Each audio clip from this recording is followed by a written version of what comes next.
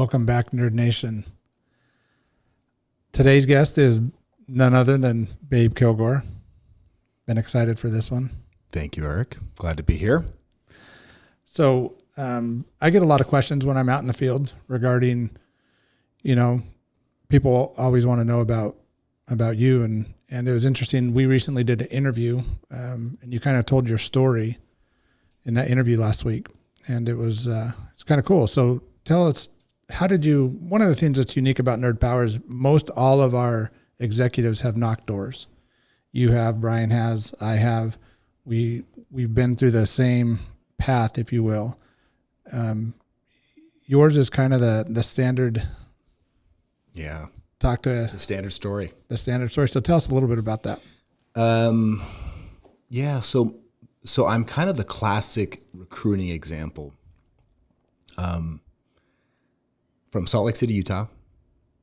I'm in class, Spanish class to be exact. And a buddy of mine who had coached baseball with my dad was talking to the kid next to him in class.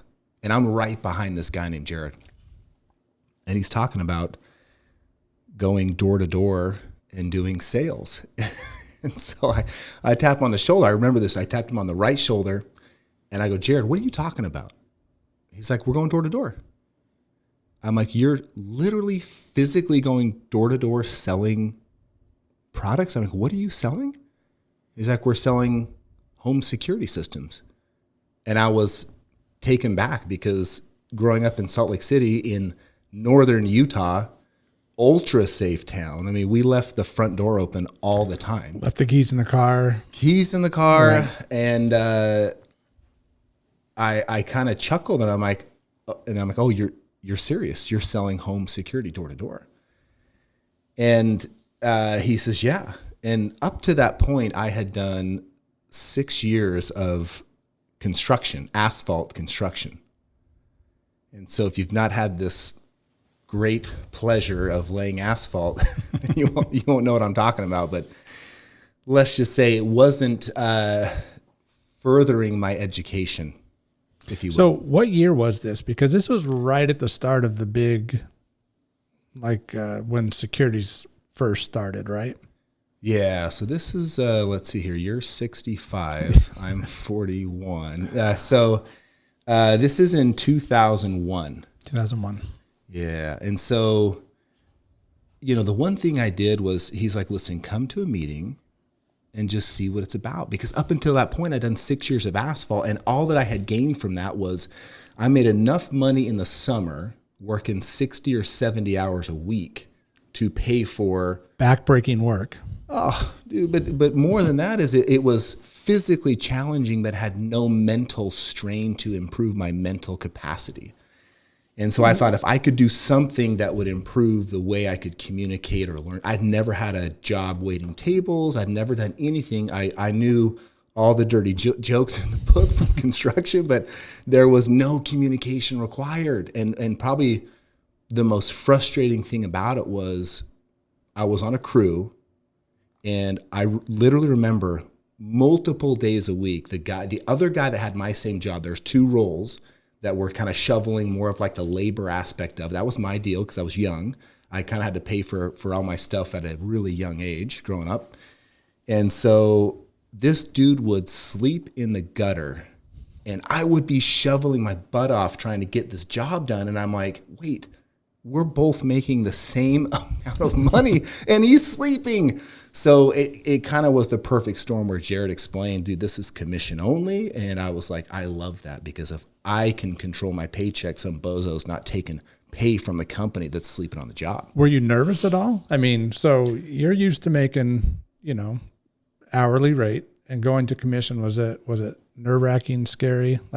Yeah, it was kind of a leap of faith. And so full disclosure, man, I used the last bit of money I had to get to that first area knocking. I think I had maybe $400 to get out there and to buy food. You had no choice. No choice. But I had people I knew that were like, this is a joke, man. You shouldn't go do this. Yeah. You're never, this is good. I heard people don't do well. I've heard horror stories that people go door to door and they really don't make any money. And so that first week I knocked doors. I remember the first day I went out there, probably on like the 11th or 12th house I knocked. Then again, this home security, a guy goes, "Are you from ADT?" And I'm like, "No." He goes, "Oh, I called them yesterday to get a quote on security system." I was like, "Yes, I cannot believe I'm gonna make a sale the first day." And then in 45 minutes, I had convinced him that he didn't need an alarm somehow. So literally walked away, no sale. I bageled that entire first week, 0 sales. And that's when I officially got really nervous, because I'm like, I don't have money to pay for rent. I don't have money to buy groceries. I don't have money to pay for gas in my car if I don't start selling like literally immediately. So when you went out there, tell me your training. Like, what type of training? Were you confident going into your first week? Like, walk us through the start of it. No. So let's just say the training was literally nil. There was no training at all. It's just like good luck. Hope you can make it. Yeah. There were a couple experienced guys in that office. So in that company, there were 2 offices that went out, probably a total of like, I don't know, maybe 50 or 60 reps in total. And there were a couple experienced guys. And so they would kind of do their pitch, say, "Here's what I like to say." They did it on the first day of training, the first day we're out in the area. And so, they had different ways to try to engage the client. And none of them really jived with me. They're a little weird, if you will, And so anyway, that first week I bageled, and that's when I got super nervous. And I'm like, I got to do something. I got to figure this sales thing out. So what did you do? Because I think there's the coming to Jesus, if you will, right? Like, you got to figure something out. So what were your steps to figure it out? Well, looking, and not to sound really judgy about it, but looking at the people in the office, I knew that I should be able to learn this skill called selling.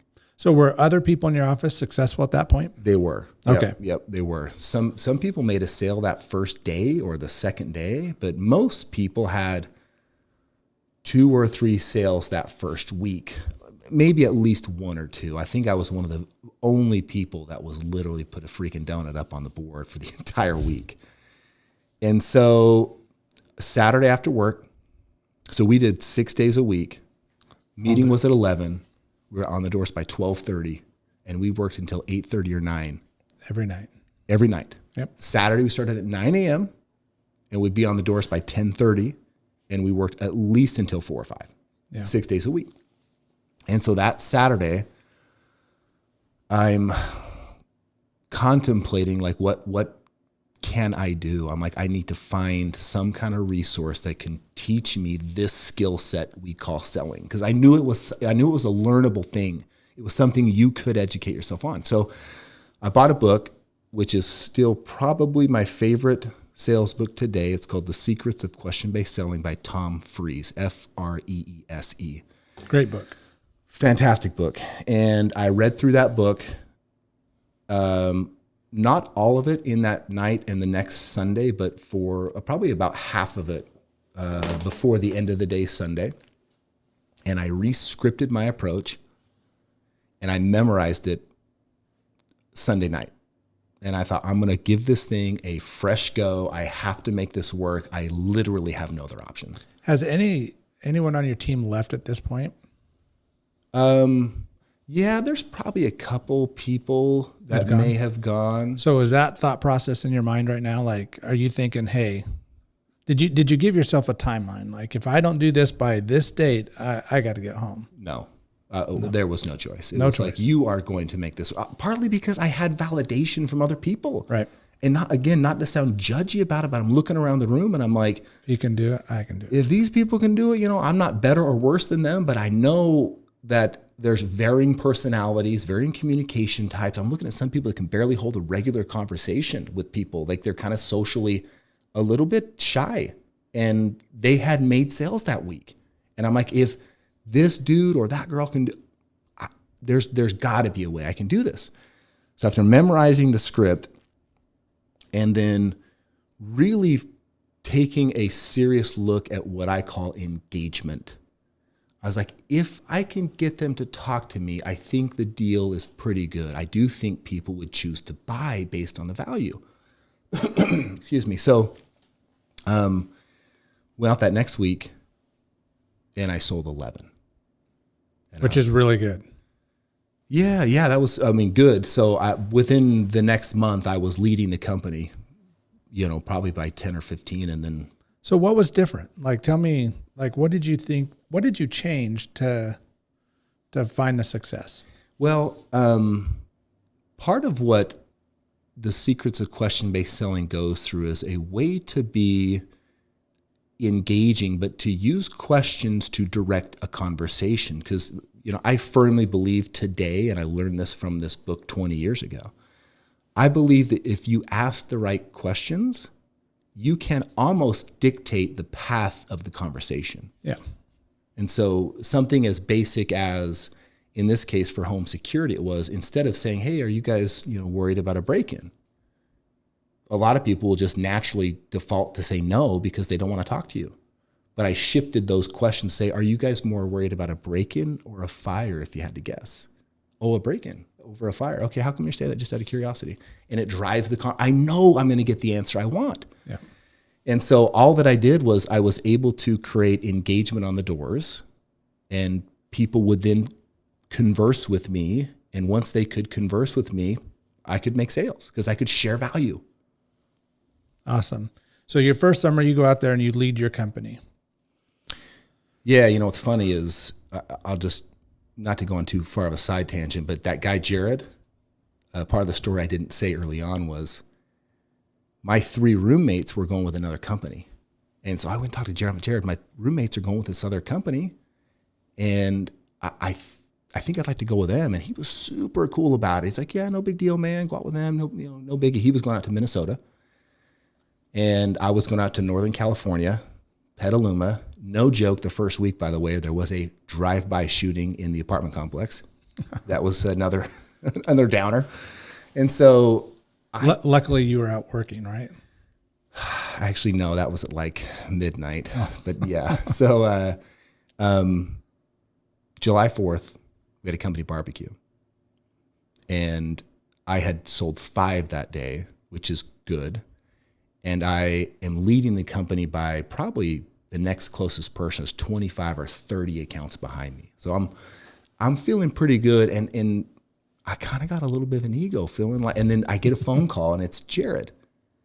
And I answer, I'm like, what's up, man? I'm like, it's been a long time. How's your summer going? It's going pretty good. He's like, how's yours? And then he asked me, he's like, how many accounts you got, man? Just curious how you've been doing. And I kind of get this swollen head. And I'm like, I think halfway through the summer, I was at like 110 or something. And so I'm like, yeah, I'm at 110. And I'm expecting this, oh, congrats. And it was just dead air, just silence. And I'm like, ugh. And so I go, yeah, how are you doing, man? He was at like 185. I'm like, oh my gosh, dude, I am nothing compared to these dudes that have really mastered the skill of selling. And he actually finished as the top rep in the industry that year, did 330 accounts in 4 months. And I was like, I got a lot to learn. I could get even better and really good at this. So when did you know that you liked what you were doing? I knew I liked what I was doing when I felt like I could control my paycheck. Yeah. And I knew there was a more direct correlation between heartbeats and dollar bills. So what I put my heartbeats into, I could exchange at a higher rate dollar bills in exchange for the heartbeats I give. So that's when I knew, like, this is really cool because I can capitalize on effort and skill. And it takes out some of that luck out of the equation. Yeah, that's a good point. I've heard you several times. I've always used the saying, it's a numbers game, and you always say it's not. Mm-mm. You're not a believer in that. And why is that? It's the skill, but explain that. There are common myths out there, and one of them is that it is a numbers game. And I say, no, it is not how many people you talk to. It's how many people you get to talk to you and actually engage with you. So the numbers game is, if you just knock more doors, you're going to get more sales. I'm like, no. If you get people to engage with you, you will get more sales. And I even hear this myth where people are like, a no is great because you're that much closer to a yes. And I'm like, you are a freaking psychopath if you like getting no's. Nobody likes rejection. And so I have focused my sales psychology career on the art of engagement. How do I get someone to engage with me? Because if I can get that done, I can share value and I can lower my risk of rejection and move forward with sales. And so that's why I say that on the numbers deal. Kind of like work smarter, not harder, but you're a very hard worker, so it kind of equates to super success. So yeah, I mean, you've got to put the time in. My wife and I tell our girls anytime there's an issue, we don't sit there and dwell on it. You can't victimize yourself. Oh, everything's doing this to me, and I can't do that. Get to work. Get to work. Yeah, I love it. So you successful that first summer. Then what? Went right into management, or? Yeah, next year went into management, and so Same company. So I recruited a team of 37 people, went down to San Diego to run an office.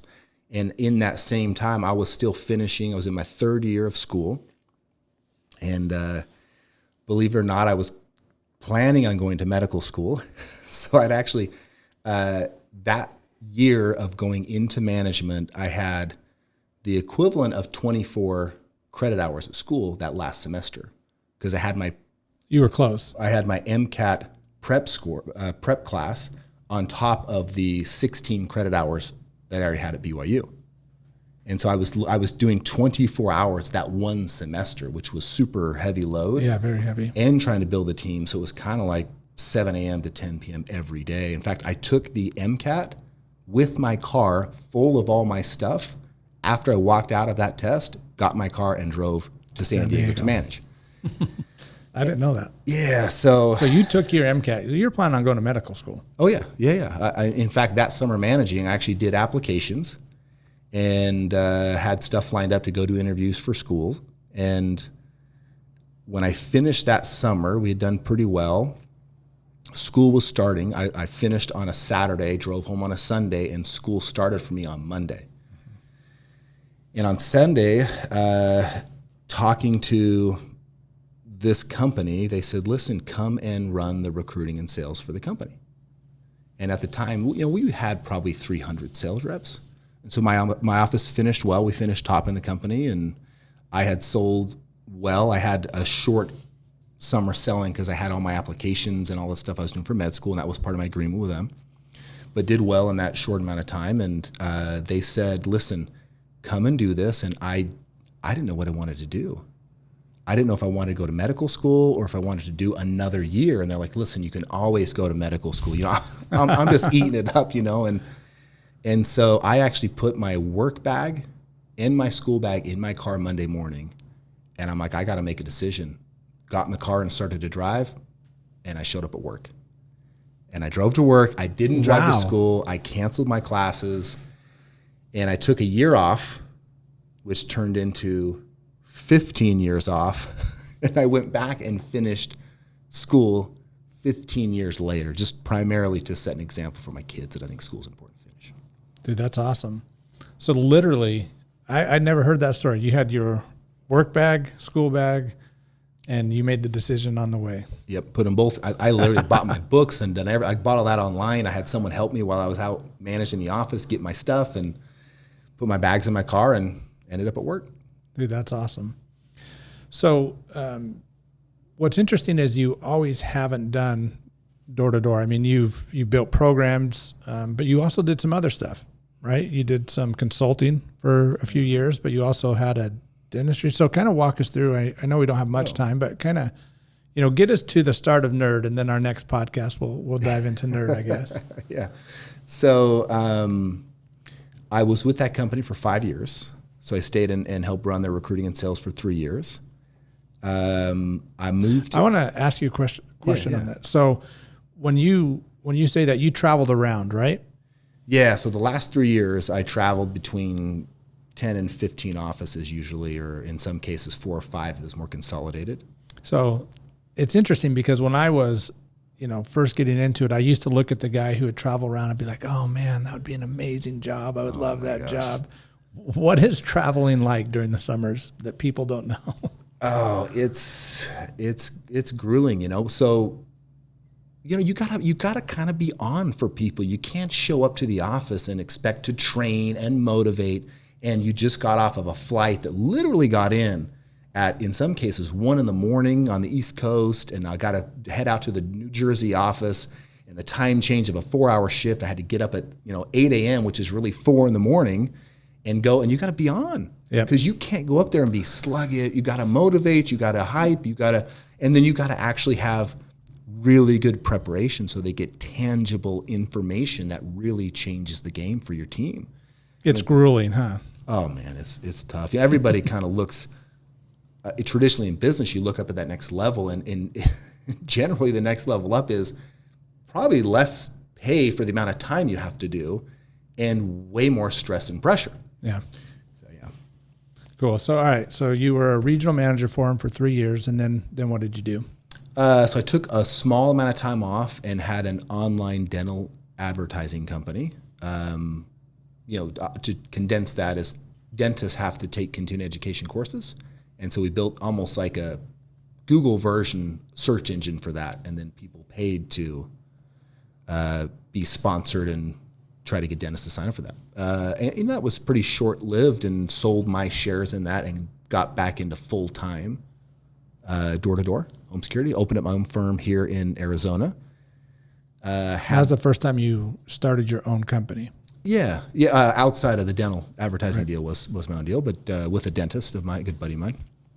And so then opened up my own door-to-door firm here, and had that for a long time. In fact, had that until just this last year, just not enough time to manage the accounts. So gave away the remaining accounts I had to a buddy of mine, and just said, I literally don't have time to focus on another entity because N.E.R.D is growing too quickly. So put all the time into this. Cool. So you also did some consulting. Tell us a little bit about that. So a company had raised $250 million to really build out a dealer model in home security, but they wanted to have an internal model and grow the dealer side. So they brought me in for 15 months to help build out their dealer network and their inside sales teams. They were in all 50 states and Puerto Rico. And then they just sold, actually just recently, to AAA for a little over $1 billion, I think. Small pocket change. Just chump change, So you would, from there, were you planning on doing that very long? Because you started N.E.R.D before that, right? Or during that? Yeah, so I stayed in energy. So I had actually had an energy division and an energy company previously. Got into that, consulted for 14, 15 months, but I stayed and kind of dabbled in commercial power. And so I think I've told this story. So in that original home security company I had, we were getting visas and bringing Canadians in to come and work hard. In fact, Joe Power, who manages our California program, is one of those original Canadians. And so anyway, we were bringing these Canadians in, and in 2008, one of them says to me, like, babe, would you ever consider doing solar? And I'm like, solar, like solar panels? Like that produce energy? And they're like, yeah. And so I did some research, and I ended up calling this guy back, and I said, listen, I'll make you a deal. Come to Phoenix. Let's test this out. I had a couple people testing it with us. And if we can make it work, I'll let you run the division. I think it could be cool. I did see that there were some Clean Energy Reform Act bills getting written up, and I think, I'm in my mind, I'm like, I think this is going to be a big deal. And so I was with a guy named Lee, and we went to a house on the third day of officially running appointments and knocking doors and trying to get people to buy. And this is for solar only, right? This is for solar. Okay. Yeah. In fact, we had the same company name and just called it the solar division. It was just a division inside that home security company. And so we go on the third day to a dude in downtown Phoenix. And sit down. I'm literally drawing what a solar panel would look like in a system on just a sheet of paper. We didn't have any like great materials, no presentation stuff. We're just kind of testing out the model. And this dude knew way more about solar than I did. And so I draw out a 10 kW system. And this is a small house in Phoenix, used a decent amount of power. And back then, panels were atrociously expensive. Like the whole setup was expensive. So we sold at $640 a watt. Wow. In 2000. And keep in mind, there were no finance companies yet. So we went and put together a deal with GE Capital and Wells Fargo to, like, if we make a sale and they need a loan, we got to be able to give them money. And these were at 11.9, 12.9, 13.9% interest at $640 a watt. And so this dude says, and hey, energy prices weren't as bad as they are today either. So you're talking a much higher cost per watt, competing with a lower. Dude, this is energy prices 13 years ago. Yeah. And so this guy says, you know what? Sounds pretty good. And he's like, so tell me the company name and who do I make the check out to?